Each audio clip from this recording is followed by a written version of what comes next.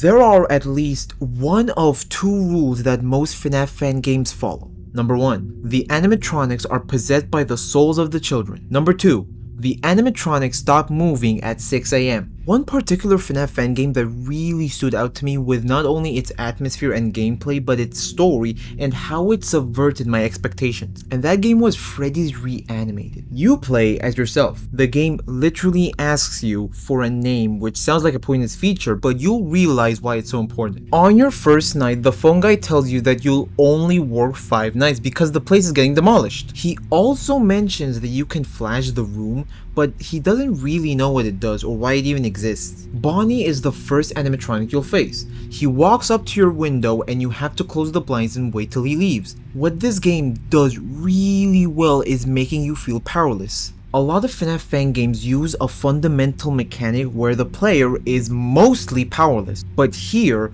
you are so powerless that the only protection that you have is a flimsy thin door. Unlike other FNAF fan games, there are metal doors or some kind of barrier, but here you have nothing. The door is not even locked. After you finish your first night, the phone guy tells you to go to the storage room to upload company files to the cloud. He supposedly wants them for his blog. You don't question it, you just do it to get the paycheck. You come back for a second night and the phone guy doesn't believe from the emails you sent that the animatronics move, since he says they're bolted to the ground. But like, look at the cameras. He also mentioned that he hasn't heard from the last guy that worked here. He just supposedly finished his last shift and left. Now, this is the point where the flash finally has a use, and when you're introduced to another animatronic, Chica. When Chica gets too close to the door at Camp 2 or 4, you have to flash the room to stop her from entering. So, from what we gathered here, the flash stuns the animatronics. But what was it really made to do? After your shift ends, the phone guy once again wants you to go to the storage room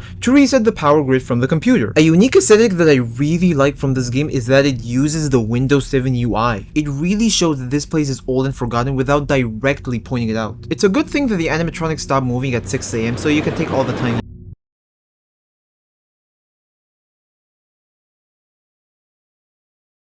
Remember when I said most FNAF fan games follow Rule 2? Yeah, I forget what I said. Now this might be a problem. You not only have to finish your task, but also you have to stare down Bonnie before he gets closer.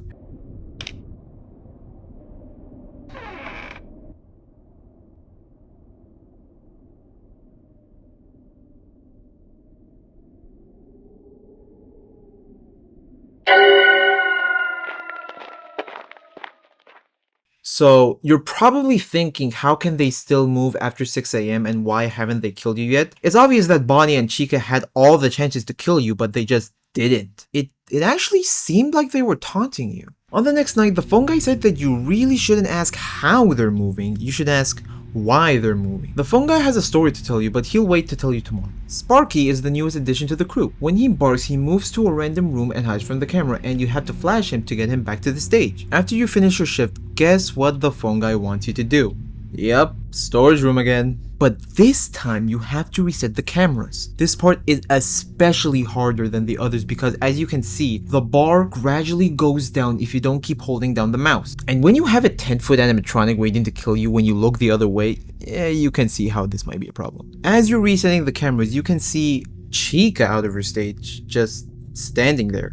And is that Foxy? Damn, looks like you're gonna have a lot of fun next night, so yeah. But don't worry, you have 2 days left, so you're close. Did you know in the 1940s, some archaeologists discovered a cave filled with the remnants of an ancient human society? There were handprints on the wall. To this day, they don't know who they were. The weird thing, though, is what happened after they discovered the cave. The people who discovered the cave reported seeing handprints in their daily lives, constantly haunting them wherever they went. Since you reset the cameras last night, Camp 6 now works, and obviously that comes with the new animatronic, Foxy. He is always at Camp 6, like in FNAF 1, but Unlike in FNAF 1 where you have to stare at him so you could slow his attack before running to your door, here, when Foxy moves in Camp 6, staring at him will make him move back to his initial place. His addition is honestly pretty smart because if you can't tell, moving between cameras isn't as fast as other FNAF fan games. That means moving to Camp 6 would give a chance for Chica to make her move. Bonnie still isn't much of a problem since you could still go to Camp 6, turn around and deal with Bonnie while the camera is still on Foxy. It's only when the final night comes around where all the animatronics get extremely difficult when paired with the newest animatronic. And that animatronic is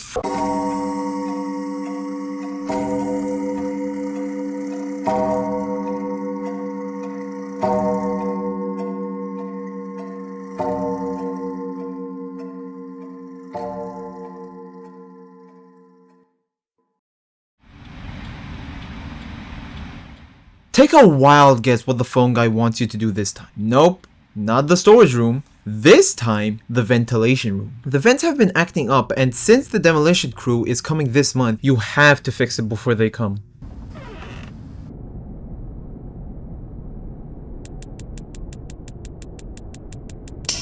Well, this is gonna take forever. Approximately 10 hours later. Oh my god, finally, now you can leave.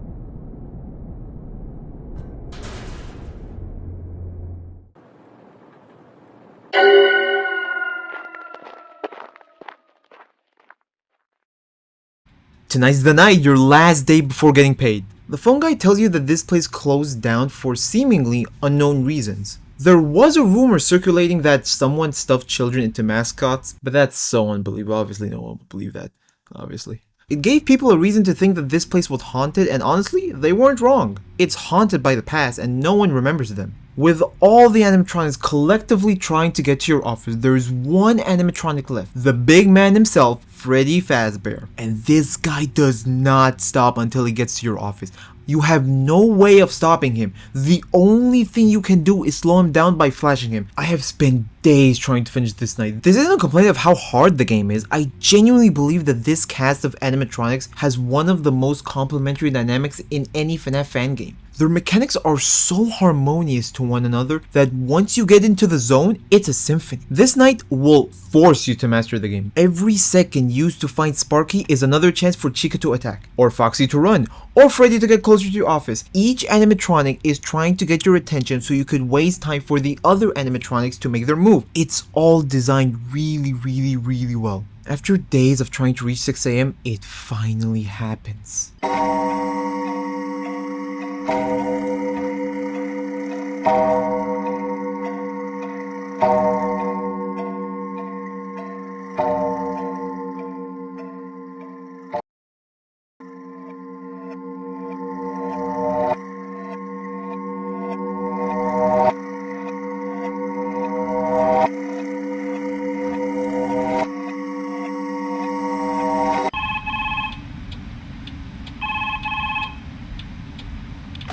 Hey, it's me. Could you leave the office and head to the dining room down the hall? I got something I want to show you.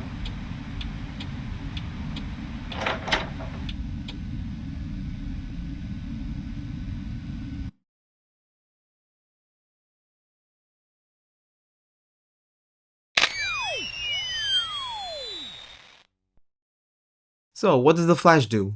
It takes a screenshot. All this time you've been using the flash, you're actually taking screenshots. And the phone guy uses them for his blog, reviving the restaurant. The reason that the animatronics wanted to kill you in the first place was because they were forgotten. They were mad that the world moved on without them. They didn't want to be forgotten, and killing you was a way to get notoriety. Why do I think this? Because in the demo, you're actually not playing as yourself. You're playing as Mike Schmidt, and he dies with a missing poster at the end of the demo. They were finally seen, known to the world that Mike Schmidt disappeared in that very restaurant, and then nothing.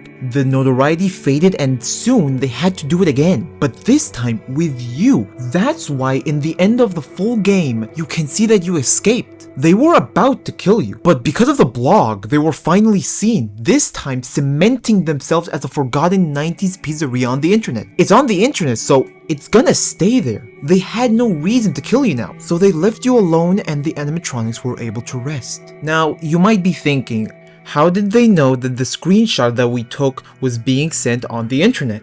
To know this answer, we have to ask another question. Who were the animatronics in the first place? Were they possessed by the dead children? Or were they controlled by the phone guy so he could get the footage for the blog? Actually, the answer was right in front of us all along. They're paranormal activities. Remember the story where the phone guy said that the archaeologists were haunted by the ancient human civilization? Well, actually, if you check the secret files after playing Custom Night, you'll find a picture of Freddy with a handprint on his right eye with the title Paranormal Evidence. Another piece of evidence is a picture of a cave entrance, the same cave entrance that was shown after Mike Schmidt died in the demo. Also, there's a picture of a wall filled with handprints on them. It's clear that the handprints on the wall and the handprints on Freddy's face are connected. So it's safe to say that these animatronics were affected by the same paranormal activities from the cave. There's just one piece of evidence that I really don't know what it's alluding to. It's this ad of the pizzeria. Everything looks normal until you see the date, 31st of April, 2003. The thing is, there is no 31st of April. I checked if it was a leap year or something, but nothing. It's an invalid date. If you guys know something, write in the comments because I'm really interested in what this means. Oh, and there's this. I have no idea what this is, and honestly, I really don't want to know.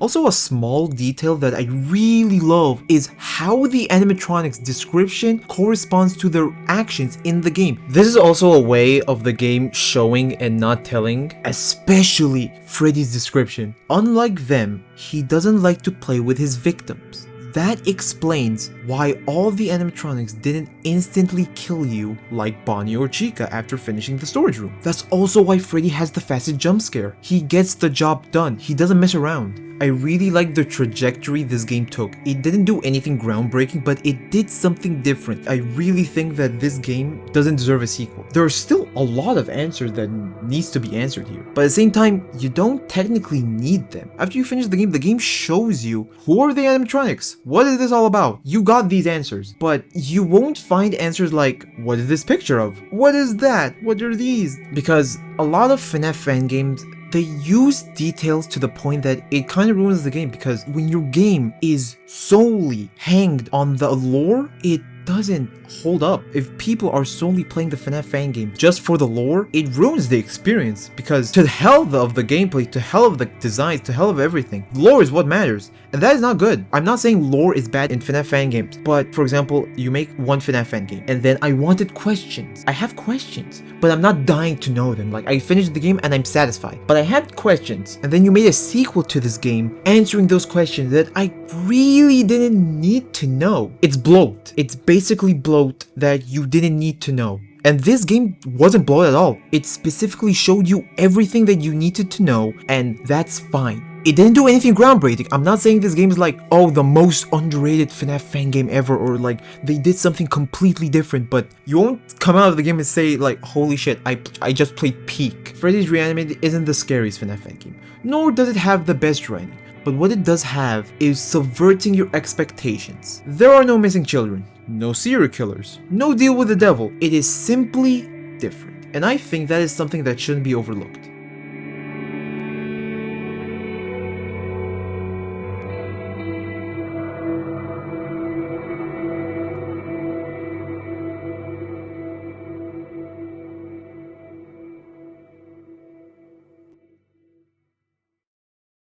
Since you've reached to the end of the video, I wanted to mention that I made a membership. As a member, you get perks, like loyalty badges. What are loyalty badges? Basically, in the comments or the live chats, when your name is shown, there's a badge next to it. It changes depending on how long you've been a member. Like, for example, this what it looks like at the start of the month, this is what it looks like after a month, and so on and so forth. Also, I added custom emojis, and obviously as a member, I will prioritize your comments and you'll get members only polls. How much is it? less than $1, literally less than $1. And I really don't want to be greedy about this. I'm still at the beginning of this, so I really want your guys' opinion on this. Actually, I was thinking of making a Discord server, but I was thinking of making the Discord server a part of the membership, not because I want the money or stuff, but I think if I didn't put it as the membership and I said, guys, join this Discord, a lot of people will join it, but not a lot of people will be committed to the community, and I don't want that. That's why I'm thinking of putting it as one of the perks in the membership, because you're at least committing to it. So obviously, if you're paying for it, you might as well join the Discord server. Still, this is still the beginning. I don't think I'll make it like a second level or third level, but what are you guys' opinions on it? I really want that. I don't want to be greedy about this. I don't want to I want you guys to support me, but at the same time, I want you guys to enjoy the content that I give you, and that's it. So yeah. Do you know that Bonbon does JoJo poses? No, seriously, he actually does JoJo poses. He does Jonathan and Yosuke, and I think that's Jotaro. I can't be the only one who didn't notice this. Honestly, I think that's pretty cool. Like, comment, subscribe.